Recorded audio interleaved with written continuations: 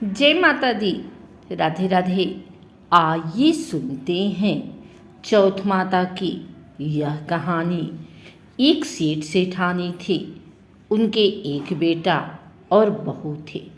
बहू सबको भोजन करा के फिर स्वयं भोजन करती। एक पड़ोसन ऐसी भी थी जो रोज पूछती कि बहू आज क्या बनाया खाया है। बहू कहती ठंडो बासी। एक दिन उसके पति ने ऐसा सुनकर विचार किया कि आज तो पकवान बनाए जाएं, फिर देखें कि मेरी पत्नी क्या कहती है। उसने तरह तरह के पकवान बनवाए और घर के सभी लोगों ने एक साथ बैठकर भोजन किया। आज भी पड़ोसन ने पूछा तो बहू ने कहा ठंडो बासी। सेठ के लड़के ने सोचा हो न हो कोई बात अवश्य है जिससे कि मेरी पत्नी ऐसा कहती है। उसने पत्नी से पूछा तुम रोज ठंडो बासी खाया ऐसा क्यों कहती हो, जबकि अपन सबने एक साथ बैठकर कई तरह के पकवान खाए। उसकी पत्नी बोली अपन जो खा रहे हैं वह बाप बूढ़ों की कमाई है। जिस दिन आप कमा कर लाओगे उस दिन मैं समझूंगी कि ताज़ा भोजन कर रहे हैं। अब एक दिन लड़की ने माँ से कहा मैं एक बड़े शहर में कमाई करने जा रहा हूँ। माँ बोली बेटा अपने पास इतना धन है कि खाया नहीं छूटेगा। माँ के मना करने पर भी बेटे ने स्वयं कमाने का दृढ़ निश्चय कर लिया और जाते समय पत्नी से कहा मैं जब तक कमाकर बहुत सा धन लेकर ना आऊं तुम चूल्हे की आग मत बुझने देना।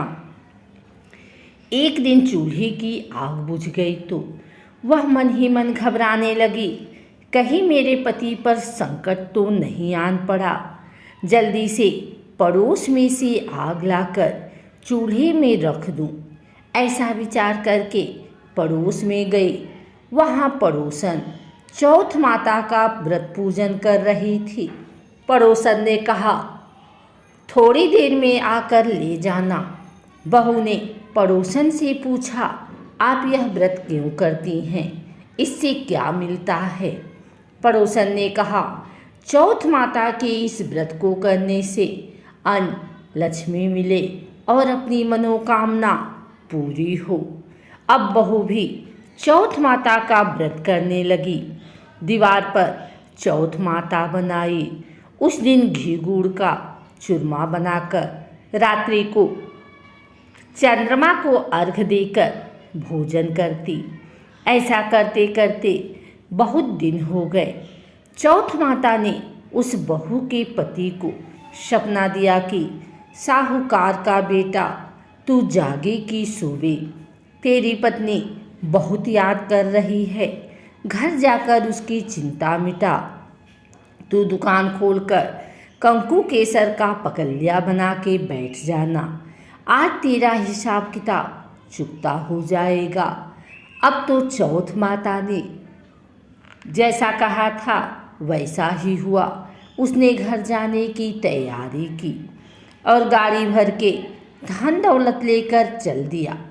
रास्ते में एक बड़ा सा काला नाग फन फैलाए बैठ गया और कहने लगा आज तो मैं तुझे डसूंगा, छोड़ूंगा नहीं। आज तेरी आयु पूरी हो गई है। सेठ ने लड़की से कहा आज चौथ माता ने मुझे सपना दिया तो मैं पत्नी से मिलने घर जा रहा हूँ।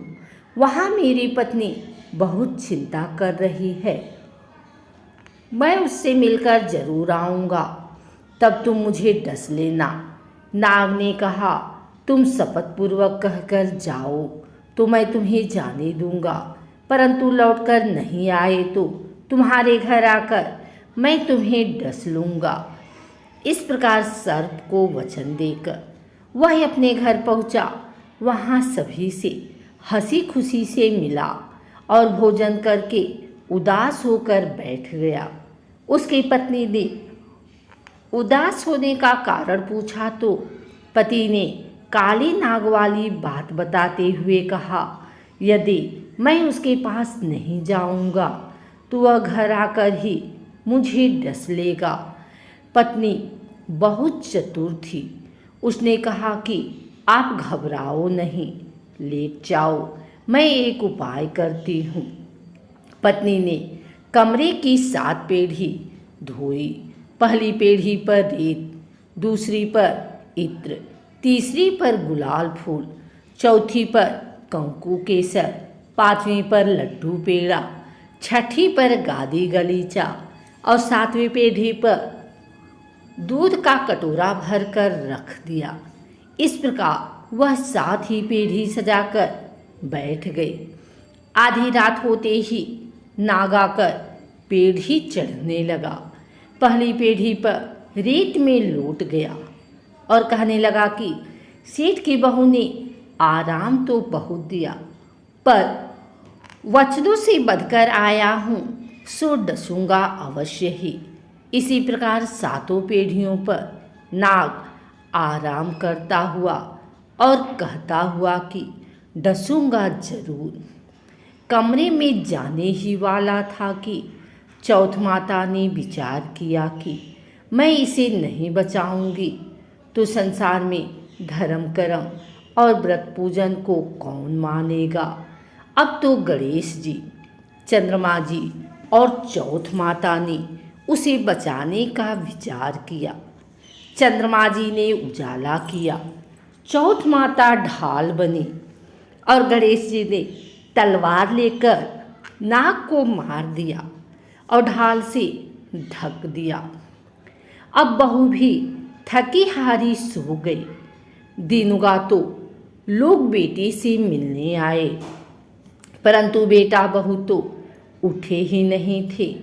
बहुत देर हो गई तो माँ उन्हें उठाने गई। माँ ने 7 पीढ़ियों पर जो कुछ देखा तो बहुत घबराई और बेटा बहू को आवाज़ लगाई। बेटा बहू उठे तो देखा कि एक ढाल तलवार वहाँ पड़ी है। अब ढाल उठाई तो वही काला नाग मरा हुआ पड़ा है। बेटा बहू ने सोचा कि आज तो धर्म कर्म ही आड़े आए, जो भगवान गणेश जी और चौथ माता ने अपनी रक्षा की। हे चौथ माता, आपने जैसी सेठ के बेटे बहू की रक्षा की, वैसी सबकी रक्षा कीजो। बोलो चौथ माता की जय। अगर आपको हमारी वीडियो अच्छी लगी हो तो इसे लाइक करें, कमेंट करें, शेयर करें। हमारे चैनल को सब्सक्राइब करके बेल नोटिफिकेशन ऑल पर सेट कर लें, ताकि आगे आने वाली वीडियो सबसे पहले आप तक पहुंच सके। धन्यवाद।